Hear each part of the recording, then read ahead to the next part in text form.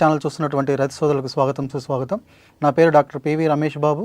శాస్త్రవేత్తగా వ్యవసాయ పరిశోధనా స్థానం అనంతపురంలో వర్క్ చేస్తున్నాను. ఈరోజు మనం చర్చించుకోబోయే అంశం పొలం గట్లపై చెట్లు నాటడం వల్ల ప్రయోజనాలు మరియు తగు సూచనలు. పొలాల గట్ల మీద మరియు కట్టల మీద మొక్కలను పెంచడం వల్ల కలిగే అవకాశాలు చూసుకున్నట్లయితే నేల పరిరక్షించబడుతుంది. అలాగే నేల యొక్క మెరుగుదల మనం చూసుకోవచ్చు. ఈ నేలలపైన మనము గడ్డి జాతులతో పాటు పప్పు జాతి మొక్కలను నాటినట్లయితే నేల యొక్క సంరక్షణను పెంపొందించవచ్చు. ఏటవాలుగా ఉన్న భూములపై కూడా నేలను స్థిరీకరింపజేయవచ్చు. విండ్ బ్రేక్స్, షెల్టర్ బ్రేక్స్, అదే మనము పవన నిరోధకాలని కూడా అంటాము.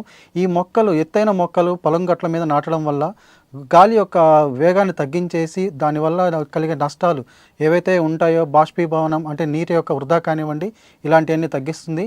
నేలలో నత్రజని స్థాయి పెంచుటకు కూడా పొలాల గట్లపై మనం మొక్కలు నాటుకోవచ్చు. పొలాల గట్ల దృఢత్వం కోసం చెట్లను నాటుకోవచ్చు. ఈ చెట్లు పక్షులకు ఆవాసాలుగా ఏర్పడి చీడపీడల నివారణలో తోడ్పడతాయి.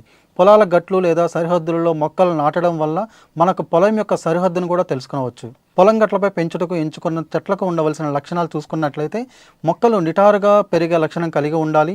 వరి పొలం కోసం చూసుకున్నట్లయితే పొడవాటి మరియు తక్కువ నీడతో సన్నగా ఉండే మొక్కలను ఎంచుకోవాలి. లోతైన భూమి పొరల నుండి నీటిని తీసుకునే వేరు వ్యవస్థ కలిగిన చెట్లకు ప్రాధాన్యతనివ్వాలి. నేల సమగ్రతను కాపాడేందుకు మరియు నేల కోత నివారించుటకు లోతైన వేరు వ్యవస్థ, విస్తృతమైన వేరు వ్యవస్థను కలిగిన జాతులను ఎంచుకోవడం వల్ల నేల సంరక్షణ కావించబడుతుంది. స్వల్ప, మధ్యస్థ మరియు దీర్ఘకాలిక రాబడి బహుళ ప్రయోజనాలున్న చెట్లను నాటడం ద్వారా రైతులకు క్రమ పద్ధతిలో అదనపు ఆదాయాన్ని పెంచుకునే అవకాశం ఉంది.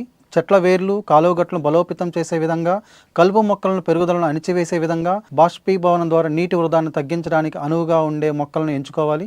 పొలం గట్లపై నత్రజని స్థిరీకరించడము మరియు పంట మొక్కల యొక్క సరైన కలయిక ద్వారా దిగుబడి, ఉత్పాదకత, నేలలో పోషక మూలకాల స్థితి మరియు సూక్ష్మజీవుల సాంద్రత గణనీయంగా పెరుగుతుంది. పొలం గట్ల కొరకు అనువైన వృక్షజాతులు లేదా మొక్కలు చూసుకున్నట్లయితే మెట్ట భూములలో సాధారణ వృక్షజాతులు టేకు, సుబాబుల్, వీటిని మేత కోసం మనం పొలాడింగా చేయొచ్చు.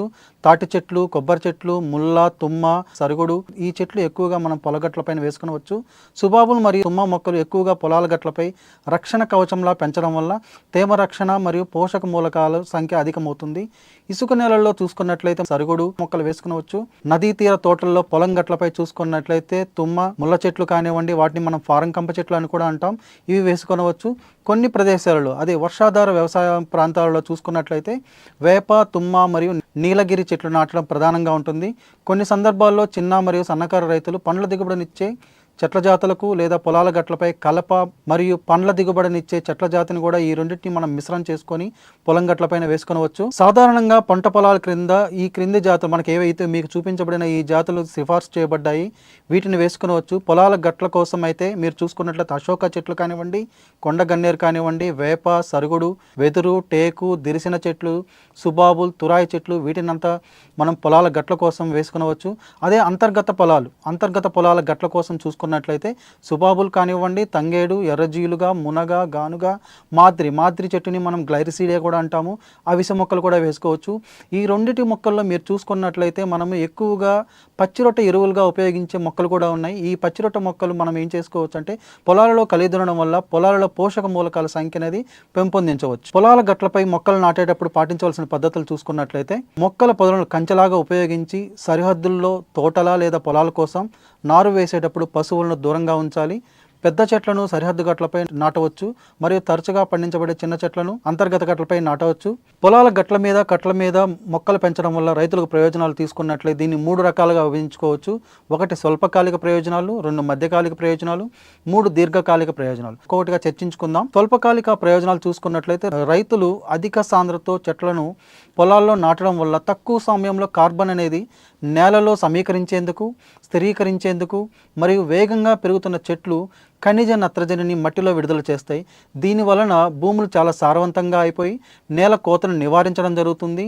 ఎక్కువ తేమ శాతాన్ని పట్టి ఉంచడం జరుగుతుంది. చిన్న కొమ్మలు మరియు ఆకులు పశువులు మేతగా ఉపయోగపడతాయి, తద్వారా పాల ఉత్పత్తిని కూడా పెంపొందిస్తాయి. ఇప్పుడు మధ్యకాలిక ప్రయోజనాలు మనం చూసుకున్నట్లయితే రైతులకు పొలం గట్లపై మొక్కలు 8 నుంచి 12 సంవత్సరాలు పెరిగిన తర్వాత ఈ చెట్లు పెద్దవిగా పెరిగి రైతులకు మంచి కలపను అందిస్తాయి. ఈ చెట్లు రైతులకు విలువైన నిర్మాణ సామాగ్రి, వ్యవసాయ పనిముట్లు తయారు చేసుకోవడంలోనూ మరియు ఇంధన కలపను అందించి రైతు యొక్క అవసరాలను తీరుస్తాయి. తద్వారా వారిని అడవులను నరికివేయకుండా నిరుత్సాహపరుస్తాయి. రైతులు తయారు చేసుకునే ఈ వ్యవసాయ పనిముట్లు మరియు ఇతర సామాగ్రి స్థానికంగా విక్రయించి అదనపు ఆదాయాన్ని కూడా పొందవచ్చు. చివరిగా దీర్ఘకాలిక ప్రయోజనాలు చూసుకున్నట్లయితే ఏపుగా పెరిగిన మొక్కలను విధిగా కత్తిరించుకోవడం వలన రైతులకు అదనపు కలప మరియు ఇంధనాన్ని కూడా అందిస్తుంది. ఎక్కువ కాలం జీవించిన చెట్లు చాలా విలువైనవి. అవి పశువులకు మరియు ఇతర మూగజీవాలకు నివాసాలుగా ఉపయోగపడతాయి. ఈ యొక్క అవకాశం ఇచ్చినటువంటి ఛానల్ వారికి ప్రత్యేక ధన్యవాదాలు.